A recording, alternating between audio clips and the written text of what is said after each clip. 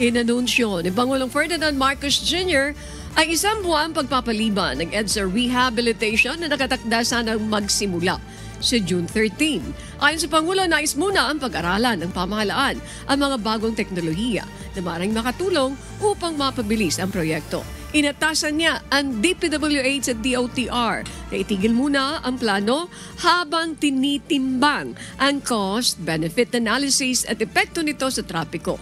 Umaasa ang Pangulo na posibleng mapababa sa 6 na buwan o 1 taon ang inasang 2 taong rehabilitasyon. Meron tayong mga nakita na mga bagong teknolohiya na hindi natin ginamit doon sa pagplano sa EDSA rehabilitation.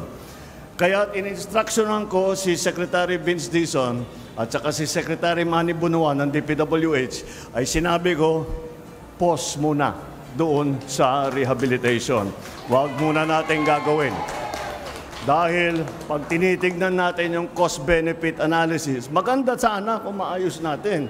Ngunit, ang laking sakripisyo ng 2 taon na masyadong mabigat, masyadong mahigpit ang traffic.